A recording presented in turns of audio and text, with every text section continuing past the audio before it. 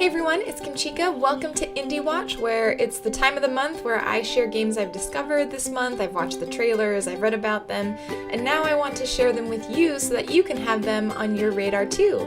These are all games that are coming out. The dates, most of them are TBD, 2017, 2018, but I will put what I know below in the description box, and the links for the full trailers and game sites wherever I could find them are also down there, so you guys can also keep track however you'd like. So without further ado, here are the games. MINEKO'S Night Market. I can't really emphasize how excited I am for this game. There are cats, cats, cats, and more cats, and this game is described by the developer as Harvest Moon meets Pokemon, two of my favorite games, and like other adorable game ooblets, I know that this is one that I will spend a lot of time playing. But to discuss gameplay and not just my cat obsession, gameplay is actually based on food, eating, and maintaining your own stall. So during the day, the cats play, but you've got to manage the stall with your large cat friend Abe, and at night you and Abe wander the night market, purchasing food and drinks to enjoy. There's probably more to the story. All I know is I need to take the day off to fully enjoy this game when it comes out. Phased.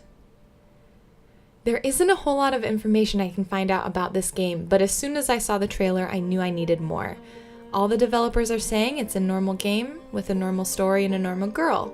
Now, of course, the more we watch, we know that that's totally not the case. The mechanics look really interesting with the ability to slice through objects and phase through them, and I can't wait to see more.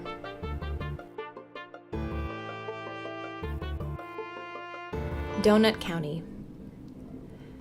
The concept for this game actually came up on Twitter when the developers were joking about creating a game where you were just a hole. So Ben Esposito, a developer who's worked on games like What Remains of Edith Finch and The Unfinished Swan, took that idea and ran with it. And what we have now is a game that seems like it'll play like the flip side of Katamari Damacy. Instead of rolling up items in a ball, you're dropping them down your hole.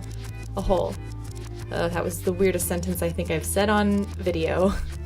Either way, there is the additional element of seeing what happens to the critters that end up underground, which adds a funny twist, and you'll get to see their reactions and reasoning as to why and how they got to be where they are.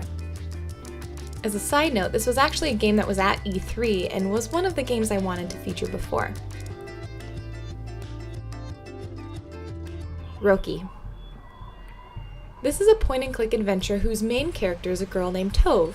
She's out to save her family from monsters that shouldn't exist but do, in the words of the developers, and it makes me wonder if this is one of those stories where the danger isn't really from the monsters that you see, but is actually from the humans that you encounter. But I have no idea, and I'm really excited to find out.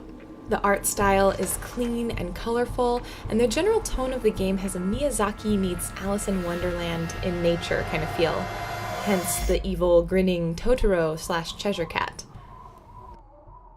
Flipping Death. While this game is coming out on the Switch, I'm really keeping my fingers crossed for a Steam release as well. In this game, which has a very unique and almost grim art style, death has taken a vacation, so your afterlife won't be as peaceful as you want it to be. You're helping ghosts solve problems of their own and solving the mystery of your own death, and so this puzzle game looks like it's going to be a wild ride. Comes a new adventure with an innovative flip side. Ooh, smells like wet socks in here. Did the ice cream just talk to me? Surviving Mars. From the makers of Tropico comes what looks like another highly entertaining city sim building kind of game.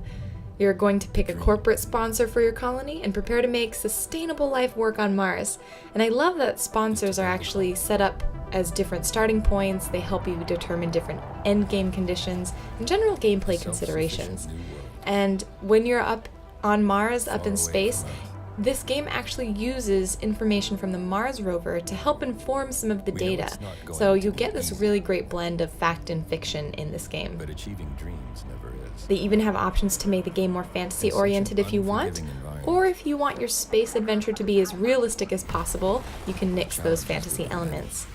You start with robots and drones to see if life is actually sustainable, and you gradually grow to make it more inhabitable for humans. And of course, once you add humans to the mix, there's a whole level of gameplay there that we'll get to delve into. This is why only the best and most talented people have been selected for this mission. Isn't there a picture how it's gonna look when it's finished? No. Maybe there's one on the box. The last day of June. I always joke about how I have tissues ready for emotional games, but I love games that make me tear up because they make me feel things, whether it's happy or sad, and this is one of those games. The Last Day of June is an adventure puzzle game based on a song called Drive Home by Steven Wilson.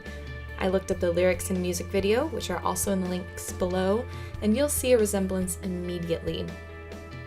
Carl and June are a couple who've experienced a terrible car accident, and Carl has the ability to go back in time and, you guessed it, tries to find a different path for that day, very much like Life is Strange. Themes of love and loss are the focus here, so be ready with those tissues. Art looks almost like a stop-motion film, like the music video.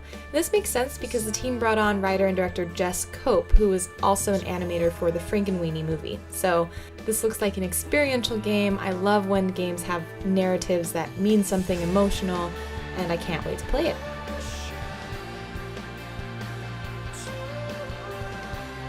Lonely Mountains Downhill. This is a game by all accounts and purposes, something I normally wouldn't like. The last sports type game I think I enjoyed was Tony Hawk Pro Skater, which was back in the 90s, but this looks like a refreshing new take on that sports X Games type genre. I actually chuckled at the trailer. While your goal is to ride your bike downhill, presumably in as cool a manner as possible, it looks like it's not always going to be that graceful. And this game looks particularly interesting to me because it seems less about time trials and more open world, more about exploration than other sports type games. And now I will stop saying the phrase sports type games. Pathologic. This is a remake of the classic Russian survival/role-playing game Pathologic that came out a while back. And in this game, you're going to take on the role of one of 3 healers trying to curb a deadly plague that is destroying the population. It's got a creepy art style, and I'm just excited to see a game that hopefully focuses more on atmosphere and less on jump scares to really create the environment and gameplay experience. If you go onto Steam, there's actually a free demo for this game available right now. The Swords of Ditto. Another game from E3, this time from Sony, and I believe it was one of the few Sony indie games featured at E3. The Swords of Ditto is heavily drawing from Legend of Zelda with its gameplay and an art style that looks a lot like Steven Universe. I like that games like this and Cuphead and South Park as well are taking art styles that normally are seen in film and TV and applying them to games. What makes this game more unique and that I'm really excited to see how it affects gameplay is the legend system. Your actions will be recorded and passed down in the Tome of Ditto, and I believe both successes and failures will affect gameplay, just haven't been able to find out how.